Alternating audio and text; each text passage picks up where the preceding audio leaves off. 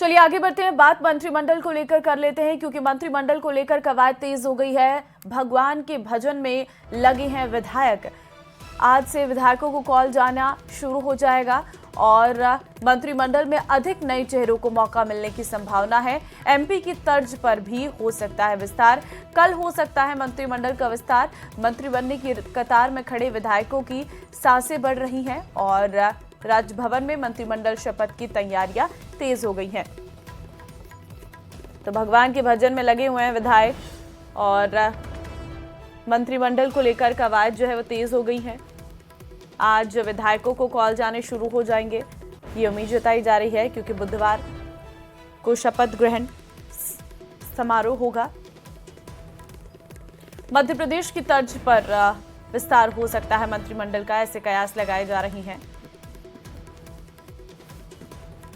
मंत्री बनने की कतार में खड़े विधायकों की सांसें इस वक्त बढ़ती नजर आ रही हैं। राजभवन में मंत्रिमंडल शपथ की तैयारियां तेज हो गई हैं। आज से विधायकों को कॉल जाने शुरू हो जाएंगे, ऐसी अपडेट निकलकर सामने आ रही है।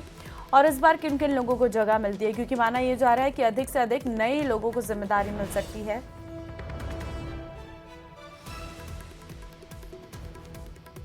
क्योंकि मंत्रिमंडल के विस्तार के बाद ही सरकार अपने कामकाज को आगे बढ़ाएगी। और चलिए आगे बढ़ते हैं, श्रीगंगानगर से बड़ी खबर आपको देंगे। श्रीकरणपुर दौरे पर रहेंगे सीएम भजनलाल।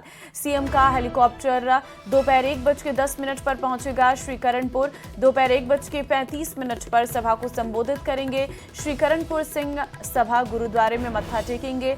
मुख्यमंत्री वीर शहीद साहिबजादों को मुख्यमंत्री नमन करेंगे। बीजेपी प्रत्याशी के पक्ष में सभा को संबोधित करेंगे और बीजेपी प्रत्याशी सुरेंद्र पाल सिंह के समर्थन में सभा करेंगे।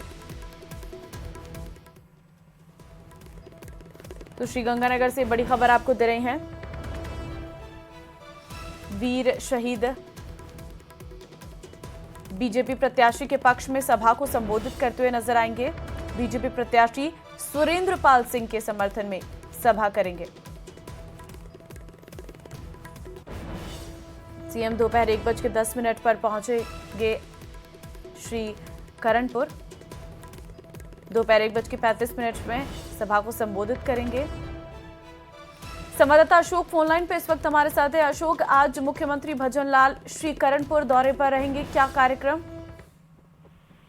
हाँ देखिए, आज मुख्यमंत्री भजनलाल शर्मा श्रीकरणपुर विधानसभा सीट पर होने जा रहे चुनाव को लेकर भाजपा प्रत्याशी के पक्ष में जनसभा को संबोधित करेंगे। और चूंकि आज ही के दिन बाबा जोरावर सिंह और बाबा फतेह सिंह की शहादत भी हुई थी, तो ऐसे में भारतीय जनता पार्टी के द्वारा विश्व बाल दिवस मनाया जा रहा है। तो जनसभा को संबोधित करने से पहले वे करणपुर के सिंह सभा गुरुद्वारा पहुंचेंगे और वहां उन दोनों वीर साहिबजादों की शहादत को नमन करेंगे। क्योंकि 5 जनवरी को करणपुर विधानसभा सीट पर चुनाव होना है। पिछले 2 दिनों से भाजपा प्रदेश अध्यक्ष सीपी जोशी चुनाव प्रचार में लगे हुए थे और मुख्यमंत्री के संभावित दौरे की तैयारी में लगे हुए थे। तो आज अब दोपहर तकरीबन 1 बजे मुख्यमंत्री भजनलाल शर्मा का श्रीकरणपुर पहुंचने का कार्यक्रम है। जी ठीक है अशोक, क्योंकि कल हम देख रहे थे कि कल और 2 दिन के दौरे पर सीपी जोशी थे, आज सीएम आ रहे हैं। ऐसे में क्या रहेगा, मुख्य फोकस किन विषयों पर देखने को मिल रहा है? क्योंकि अब तो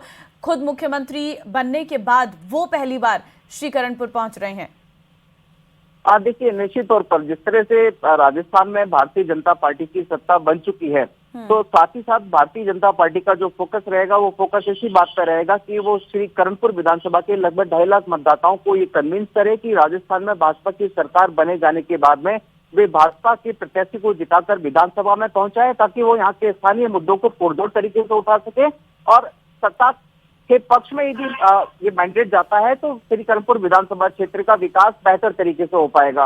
हालांकि दूसरी ओर श्रीकरणपुर विधानसभा सीट पर कांग्रेस ने अपने दिवंगत विधायक गुरमीत सिंह कुंदर के बेटे को चुनावी मैदान में उतारा है और सिंपैथी लेने का प्रयास किया जा रहा है। तो ऐसे में जहां एक और सत्ता पक्ष के विधायक को मैंडेट दिलाने का प्रयास भाजपा की तरफ से किया जा रहा है, तो दूसरी ओर सहानुभूति के नाम पर कांग्रेस प्रत्याशी भी पूरा दमखम इस चुनाव में लगा रहे हैं। दोनों ही पार्टियों के लिए, खासतौर से भाजपा और कांग्रेस के साथ साथ आम आदमी पार्टी प्रत्याशी भी पूरी तरह से लगे हुए हैं, प्रतिपाल चंद्र संधू। तो भाजपा और कांग्रेस दोनों के लिए अभी ये चुनाव नाक का सवाल बन चुका है। ठीक है, बहुत धन्यवाद आपका तमाम जानकारी देने के लिए।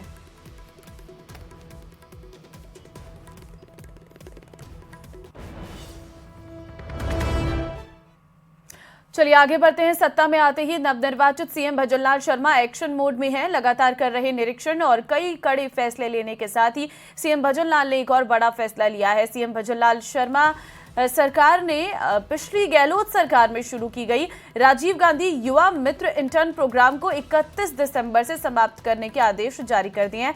हालांकि इस कार्यक्रम की अवधि 31 दिसंबर तक ही थी। इस कार्यक्रम की शुरुआत असल में बीजेपी के पूर्व सीएम वसुंधरा राजे के समय की गई थी, जिसे युवा विकास प्रेरक नाम दिया गया था। वहीं इसे लेकर अब राजनीति भी शुरू हो गई है।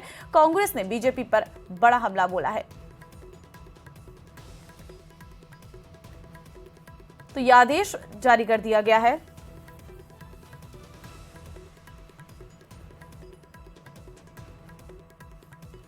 युवा मित्र योजना के तहत कार्यरत हमारे बुद्धिजीवी युवा प्रदेश और देश की उन्नति में योगदान प्रदान कर रहे थे और निश्चित रूप से इस योजना के माध्यम से रोजगार भी प्राप्त हो रहा था और उनको एक्सपीरियंस भी मिल रहा था।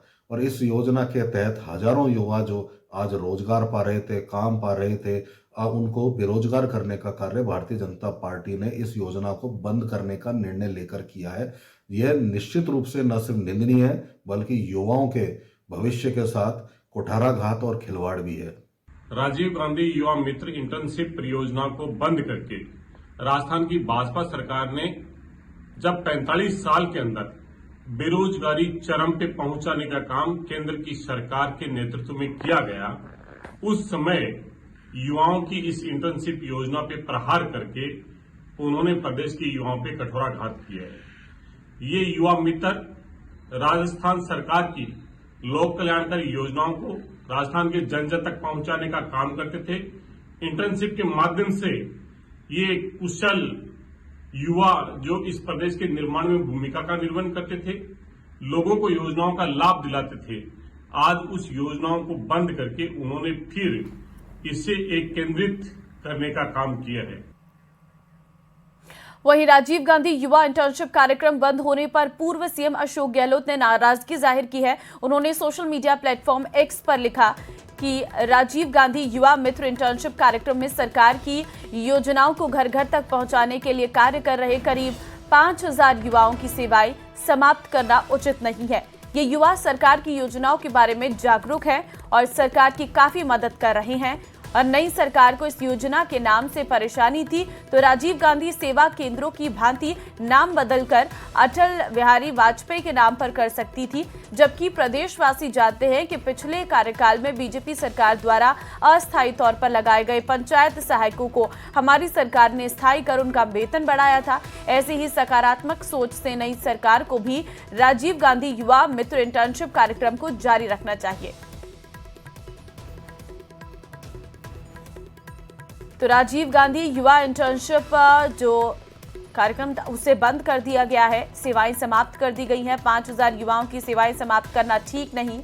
आपको बता दें ये पूर्व सीएम की तरफ से कहा गया है। पूर्व सीएम अशोक गहलोत ने ट्वीट किया है जिसमें उन्होंने इस बात का जिक्र किया है कि नाम बदल देते लेकिन इसको बंद नहीं करना चाहिए था।